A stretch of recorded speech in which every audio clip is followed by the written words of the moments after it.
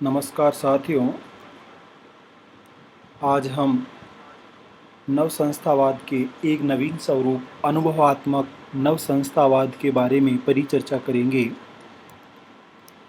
अनुभवात्मक नवसंस्थावाद क्या है? जैसा कि इसके शीर्षक से अभिव्यक्त होता है कि अनुभवात्मक नवसंस्थावाद अनुसंधान का एक अनुभव है।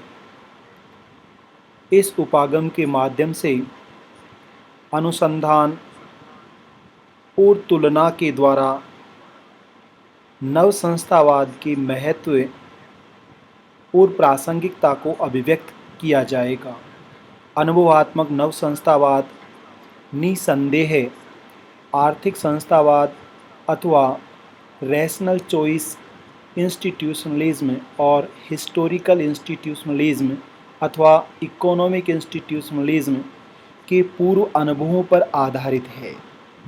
जैसा कि इसका शीर्षक है अनुभवात्मक, ये बेसिकली एक एम्पिरिकल रिसर्च है जहां अनुसंधान के माध्यम से नवसंस्थावाद अथवा संरचना के महत्व को और संरचना के अंतर्गत व्यक्तिगत इकाई को पॉलिटिकल एक्ट के रूप में उसके महत्व को अभिव्यक्त किया गया है।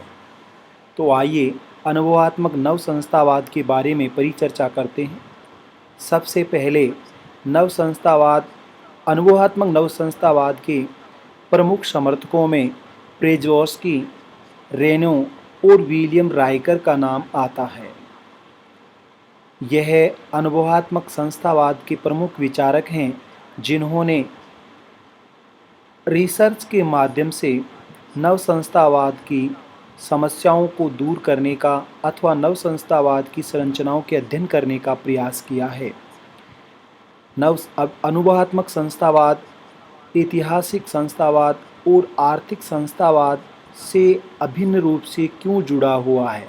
इसका सबसे बड़ा कारण है कि ऐतिहासिक नवसंस्थावाद और आर्थिक नवसंस्थावाद के द्वारा ऐतिहासिक स्वरूप में उन आधारों की खोज की गई है और जैसा कि रैशनल चॉइस थ्योरी में जनरलाइजेशन किया गया है, ठीक इस रूप में कि जो कार्यकर्ता होते हैं अथवा संस्था के जो अभिकर्ता होते हैं उनमें तार्किकता होती है, वो अपनी तार्किक उपयोगिता को अधिकतम करना चाहते हैं, जैसा इकोनॉमिक्स में उन्होंने यूज किया है। ठीक ऐसे ही इतिहासवाद या ऐतिहासिक संस्थावाद के अंतर्गत बताया गया कि किस तरह से जो आर्थिक इतिहास है और जो संस्थाओं या संरचनाओं के निर्माण के से समय आरंभिक निर्णय लिए जाते हैं वो ही संस्थावाद की संरचना को स्थापित करते हैं। तो इसलिए संस्थावादी व्यवहार का सामान्यीकरण की बात कही गई है कि जो संस्थाओं का अथवा राज्य रूपी संरचनाओं का व्यवहार होता है, क्या उसका जनरलाइजेशन किया जा सकता है अथवा नहीं किया जा सकता। आंशिक रूप से आर्थिक संस्थावाद और ऐतिहासिक संस्थावाद की इसमें आंशिक भूमिका रही है। जब हमारे सामने सबसे बड़ी समस्या तब आती है जब हम अनुभवात्मक अनुसंधान करते हैं या एम्पिरिकल रिसर्च करते हैं, तो इन संस्थाओं की एक ही समान प्रारूप होने पर भी उनमें संस्थागत भिन्नताएं होती हैं और उनके अंतर्गत राजनीतिक, सामाजिक, आर्थिक कारकों की भिन्नता होती है। सबसे पहले संस्थागत भिन्नताओं की बात करें तो अमेरिका में भी संघात्मक व्यवस्था अपनाई गई है और भारत में भी संघात्मक व्यवस्था के स्वरूप को देखा जा सकता है। क्या अमेरिका और भारत की संघात्मक व्यवस्था अथवा अमेरिका और स्विट्ज़रलैंड की संघात्मक व्यवस्था एक जैसी है? संघात्मक व्यवस्था होते हुए भी अमेरिका में अध्यक्षात्मक शासन प्रणाली के विचित्र समूह को शामिल किया गया है, परंतु भारत में संघात्मक व्यवस्था के अंतर्गत संसदीय शासन प्रणाली को अपनाया गया है। परंतु भारत और ब्रिटेन के स्वरूप में संसदीय व्यवस्था की तुलना करते हैं तो हमें मालूम होता है कि ब्रिटेन में संसदीय सर्वोच्चता अथवा संसदीय प्रणाली के आदर्श मॉडल को अपनाया गया है, परंतु भारत में इस मॉडल को नहीं अपनाया गया है क्योंकि वहाँ पार्लियामेंट्री सुप्रीमेसी और जुडिशियल सुप्रीमेसी यानी संसद की सर्वोच्चता और न्यायपालिका की सर्वोच्चता के बीच के समूह को स्वीकार किया गया है। इसी तरह फ्रांस की बात करें तो वहाँ पर एक विचित्र समूह है, यूनिटरी गवर्नमेंट है। एकात्मक व्यवस्था के साथ साथ वहाँ पर अध्यक्षात्मक व्यवस्था और संसदीय व्यवस्था दोनों को अपनाया गया है। सेमी प्रेसिडेंशियल सिस्टम के नाम से इसको जाना जाता है, अथवा जहाँ फ्रांस के राष्ट्रपति का निर्वाचन डायरेक्ट किया जाता है और प्रधानमंत्री का भी निर्वाचन होता है। इसका मतलब है एक विचित्र व्यवस्था का प्रतिनिधित्व करता है। उनमें ये अंतराल संस्थागत भिन्नताओं को अभिव्यक्त करता है। इसलिए अनुभवात्मक अनुसंधान या एम्पिरिकल रिसर्च के सामने पहली समस्या है। दूसरी समस्या है, जब हम न केवल इन व्यवस्थाओं का तुलनात्मक विश्लेषण करते हैं, अपितु हम पारदेशी विश्लेषण या क्रॉस नेशनल एनालिसिस करते हैं, तो हम देखते हैं कि अमेरिका, ब्रिटेन, फ्रांस या भारत या एक देश से दूसरे देश में राजनीतिक भिन्नताएं तो होती ही हैं, सामाजिक भिन्नताएं होती हैं, सांस्कृतिक भिन्नताएं होती हैं, सिविक कल्चर की भिन्नताएं होती हैं, आर्थिक कारकों की भिन्नताएं होती हैं, और इनकी भिन्नता के कारण हम एक सामान्यकरण अथवा जनरलाइजेशन पर पहुंचने में हमें बहुत सी मुसीबतों और संकटों और सांख्यिकी असंख्यक आंकड़ों का सामना करना पड़ता है। तुलनात्मक विश्लेषण, जहां संसदीय और अध्यक्षात्मक व्यवस्था की तुलना की जाए कि कौन सी शासन व्यवस्था बेहतर है और उन संस्थाओं में व्यक्तिगत इकाइयों की क्या भूमिका है। जहां संघात्मक और एकात्मक व्यवस्थाओं की तुलना की जाए। पारदेशीय विश्लेषण, जहां पर उन संसदीय और अध्यक्षात्मक व्यवस्था तथा एकात्मक और संघात्मक व्यवस्था के पीछे उस राष्ट्र के क्या राजनीतिक कारक हैं, क्या सामाजिक कारक हैं, क्या सांस्कृतिक कारक हैं, क्या आर्थिक कारक हैं, और उन कारकों की भिन्नता क्या उनकी भिन्नता को अभिव्यक्त करती है। तो सबसे बड़ी हमारे सामने अनुभवात्मक संस्थावादी उपागम की समस्या है कि हम इन अनुभविक अनुसंधान की अंतर्निहित समस्याओं का सामना कैसे करें, क्योंकि इन समस्याओं के कारण हम अनुभविक अनुसंधान नहीं कर पाते, और जब हम अनुभविक अनुसंधान नहीं करते हैं तो हम निश्चित निष्कर्ष पर नहीं पहुंच पाते, और जब हम निश्चित निष्कर्ष पर नहीं पहुंच पाते हैं तो राजनीति विज्ञान में सिद्धांतों का निर्माण नहीं कर पाते हैं, और जब राजनीति विज्ञान में सिद्धांतों का निर्माण करना संभव नहीं होता है तो राजनीति विज्ञान को विज्ञान कहने पर प्रश्न चिन्ह लगाया जाता है।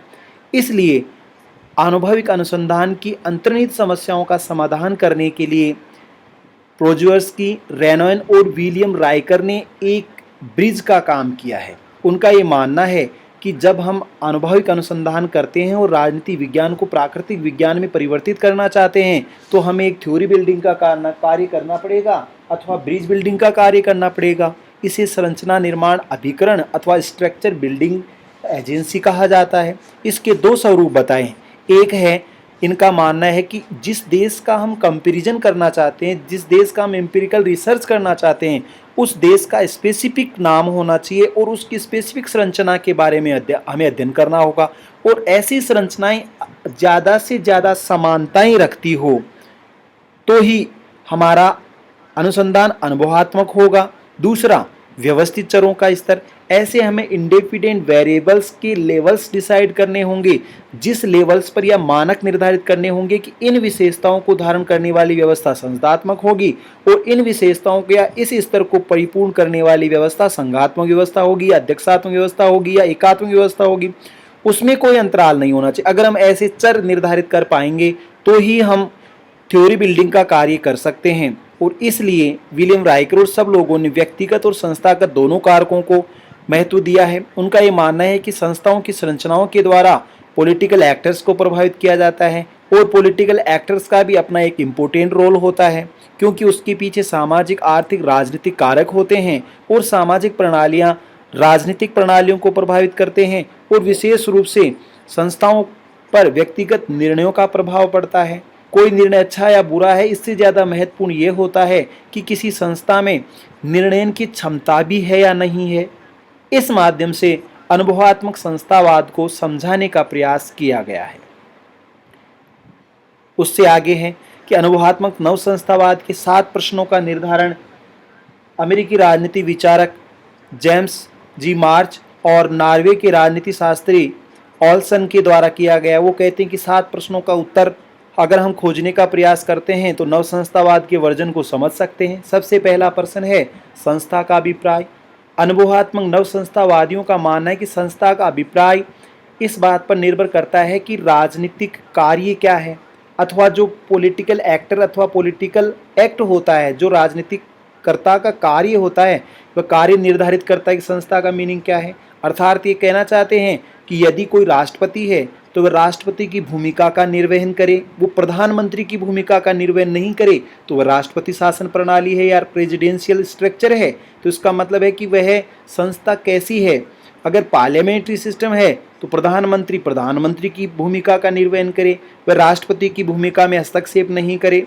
इसका मतलब है कि जो पॉलिटिकल एक्टर्स को जो रोल दिया जाता है उसी रोल को प्ले करें, वही रोल ये अभिव्यक्त करेगा कि संरचना का मीनिंग क्या है।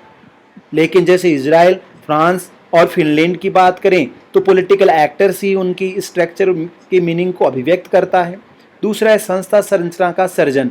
संस्था का सर्जन इस बात पर निर्भर करता है कि पॉलिटिकल एक्टर्स के द्वारा कितनी भूमिका का निर्वहन किया जाता है। अगर प्रभावी भूमिका का निर्वहन किया जाता है तो संस्था की संरचना प्रभावी होती है, और अगर कमजोर भूमिका का निर्वहन किया जाता है संस्था की संरचना कमजोर होती है। अथवा यह इस बात पर निर्भर करता है कि वास्तव में जो संस्था की क्षमता है वह कैसी है। संस्थागत परिवर्तन, जो संस्था में होने वाले परिवर्तन हैं वो इस बात पर निर्भर करते हैं कि जो निर्णय लेने की क्षमता है वह क्षमता अच्छे या बुरे से जुड़ी हुई है, अथवा वह क्षमता निर्णयन कैपेसिटी से जुड़ी हुई है। अगर निर्णयन क्षमता से जुड़ी हुई है तो संस्था में परिवर्तन होगा। आर्थिक कारकों, सामाजिक कारकों और राजनीतिक कारकों चॉइस के हिसाब से परिवर्तन होगा, अन्यथा बदलाव नहीं हो सकता। व्यक्तिगत और संस्थागत प्रश्न के संदर्भ में ये मानकात्मक उपागम को ही फॉलो करता है। इसका भी मानना है कि व्यक्तिगत और संस्थागत दोनों महत्वपूर्ण होते हैं। व्यक्तिगत इकाइयों के द्वारा संस्था की संरचना को और संस्था की संरचना के द्वारा व्यक्तिगत कार्यकर्ता के व्यवहार को निर्धारित किया जाता है, परंतु मानकात्मक उपागम की तरह या ऐतिहासिक उपागम की तरह स्पष्ट रूप से ये इस बात को अभिव्यक्त नहीं करता है।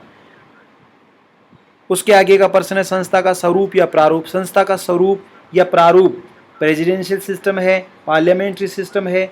देश उन दोनों में से कौन सी व्यवस्था को सर्वश्रेष्ठ मानता है, कंपैरिजन के बाद उसी संस्था के हिसाब से संस्था का प्रारूप तय किया जाएगा। अर्थात उनके पॉलिटिकल वैल्यूज क्या हैं, पॉलिटिकल नॉर्म्स क्या हैं, सिविक कल्चर क्या है, उनकी कल्चर का आस्पेक्ट क्या है, प्रभाव क्या है, वही निर्धारित करेगा कि मोनार्किकल सिस्टम बेटर है या एरिस्टोक्रेटिक सिस्टम बेटर है अथवा डेमोक्रेटिक सिस्टम बेटर है। सीमाएं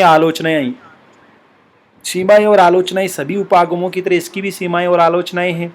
अनुभवात्मक नवसंस्थावाद की सबसे बड़ी समस्या यह है कि ये विज्ञान की तरह इन समस्याओं को फाइंड आउट नहीं कर सकता है। वे विज्ञान की तरह सिद्धांतों का निर्माण नहीं कर पाया है और वह स्पष्ट रूप से नहीं बता सकता है, क्योंकि इसकी सीमाएं सबसे बड़ी संस्थात्मक विभिन्नताएं तो होती ही हैं, इसके साथ साथ राजनीतिक प्रणालियों पर सामाजिक कारकों का, सांस्कृतिक कारकों का, राजनीतिक कारकों का, पारिस्थितिकी कारकों का सकारात्मक और नकारात्मक प्रभाव पड़ता है।